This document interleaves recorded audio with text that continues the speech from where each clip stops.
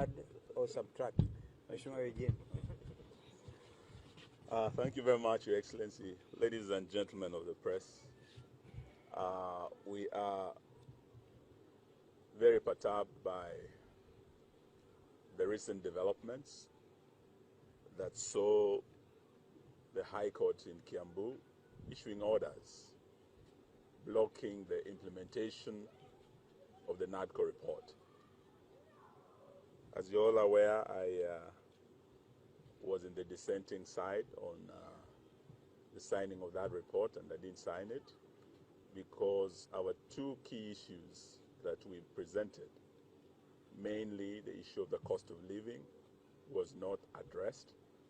That was rejected by our friends in Kenya Kwanza. But now we understand why, because the intention was really to add more taxes, which they have done since we left Bomas.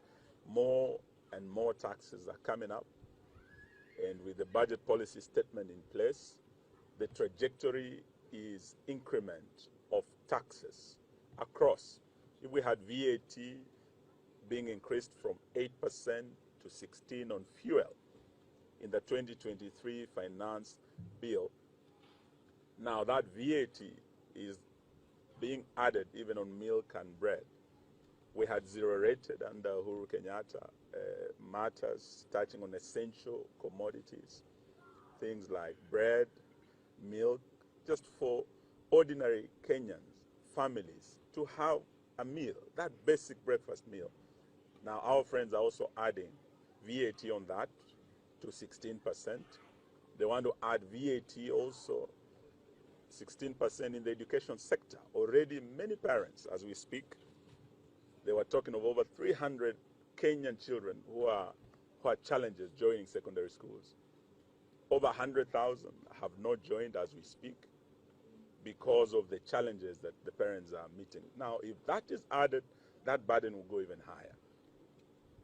The most worrying issue was the second issue that we raised at Bomas as Azimio, and this is one of the issues that sent Kenyans on the streets, and that is the issue of electoral justice, the issue of reconstituting IEBC, the issue of doing an audit of the last general elections that was a product of a divided commission. The majority of the commissioners, as they appeared before us, physically and electronically, they were still not owning the results of the 2022 general elections. We heard from them, our two sisters who were in the US, and our two brothers who came to Bomas. They said the results announced by Chebukati were not the results of the commission. Those results were Chebukati's plus a minority of the commission who are two commissioners. Though the Supreme Court made a decision on the matter, Kenyans still wanted to know exactly what happened. And that is why it was agreed by both sides that there should be an audit of that election, not to reverse the decision of the Supreme Court, but to ensure that future elections avoid the pitfalls of the past election, to ensure that the next elections of 2027, 10th August, that my brother Kalonzo wants to run as president, I want to run as president, there are others who want to run as president. Those elections will be credible, they will be verifiable. Those concerns that have been raised need to be addressed, and an audit will be able to reveal those pitfalls so that before 2027 we have in place remedial measures to address the concerns of Kenyans. That is what was agreed. And I do recall when we went to Kitui, we went to mourn our friend's brother-in-law in Kitui. We were very clear then that for my colleagues, and I really respect the decision they made, who said that though Kenya Kwanza refused the issue of cost of living and want to add taxes, we'll deal with that issue later. It's the next phase of our struggle, as my brother has said, that will actually lead Kenyans back to the streets.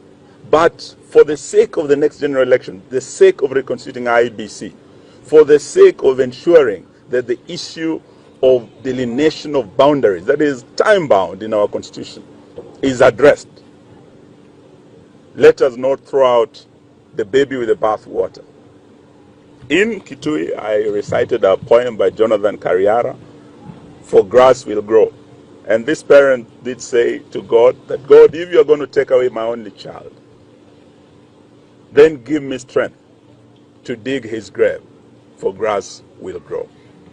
And we did say to William Ruto and his Kenya Kwanza team that if they were going to cross the red line and actually interfere with the Boma's talks, the product, in terms of tampering with the electoral justice issue, which was the main issue by Azimio, apart from the issue of cost of living that was rejected, then they must be prepared for the consequences. And we said, let the good Lord give us strength, for grass will grow. Now, what has happened, we want to state here from the coast that Dr. Stephen Kalonzo Musyoka and I have been in government. We are experienced ministers. He was our 10th vice president. We know how governments work. We know how the deep state works. We know how the system works. We can see the fingerprints of the deep state, of the system, on this legal roadblock that has been placed in the way of the implementation of the Bomas document. And we do know that already signs have become clear in Parliament. The way the NADCO report is being processed through the Justice and Legal Affairs Committee of the House, JLAC, we do know that there have been deliberate delaying tactics on the part of our Kenya Kwanza friends.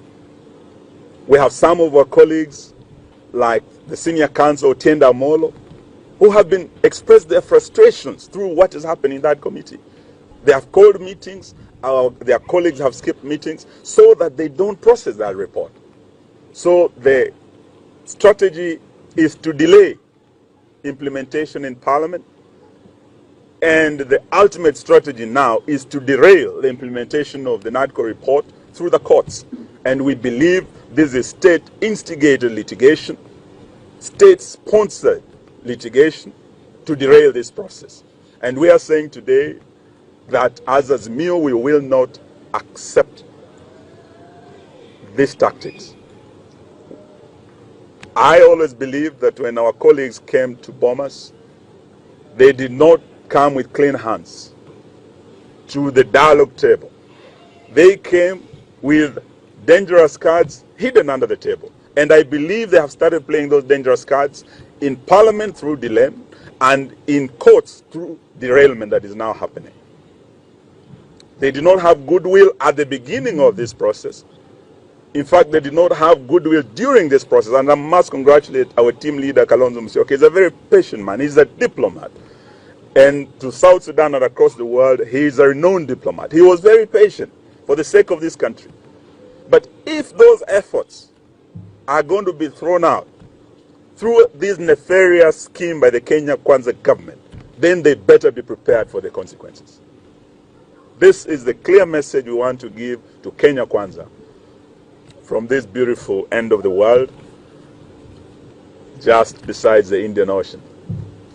The other issue we want to say is that the issue of corruption, endemic corruption and tribalism in this government is something that cannot go unchallenged.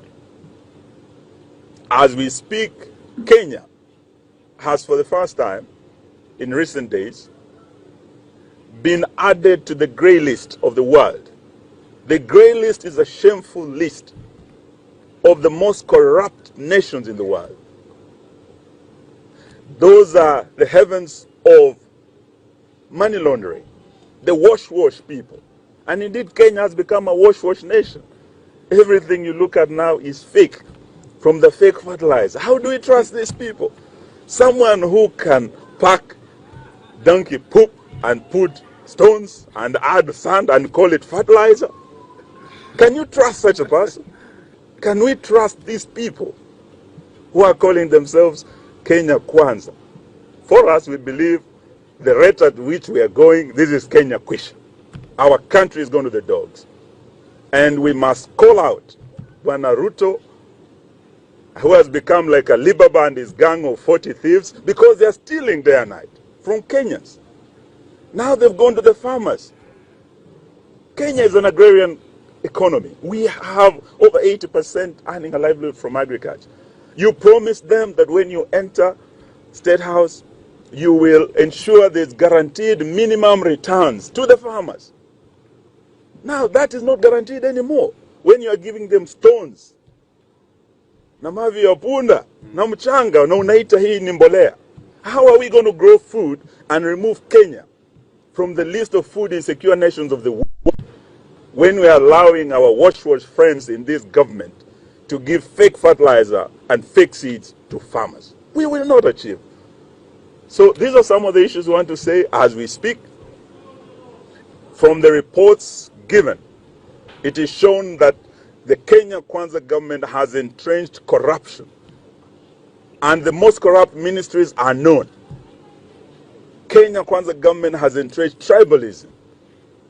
With that system of shareholding, we cannot have one or two shareholders wanajivunia kuwa wa Kenya and the rest wanavumilia kuwa wa Kenya. We cannot have this. From the public employment, right from cabinet to the PSs to the CSs, you can see the trend of shareholding where others are excluded and they are second-class citizens when they are main shareholders who are first-class citizens. Is this the Kenya we want?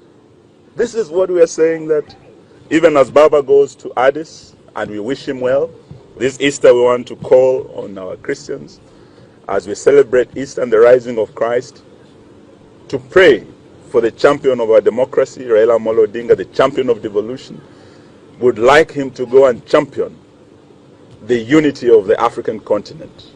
The dream of Kwame Nkrumah of having the United States of Africa. We know Raila Odinga has what it takes. Let us pray for him so that he can go and achieve this, not just for himself, not just for our team Azimio, but for Kenya and for East Africa. We wish him well, but we want to assure Kenyans that we will continue. Our team is intact. Stephen Kalonzo Musyoka, who was our team leader at Bomas, is here. Our colleagues across the country who are part of Azimio are with us. We will continue fighting until we ensure that we do away with this endemic corruption and tribalism in this government. I think we want to thank you for listening to us. Na vile vile, we take this opportunity to also ask our Muslim brothers and sisters kwa mwezi huu mtukufu wa Ramadhan, pia waombee mzee wetu, waombee amani hapa kule Gaza na duniani kote. We wish you a happy Easter na Ramadan Karim. Asante sana. Even any question? Pengine kabla ya hiyo swali nitaje tu kwamba sauti ya mama. Nataka mama mmoja ongea. In fact nilikuwa nikisema hata huyu mama huyu anaweza kuongea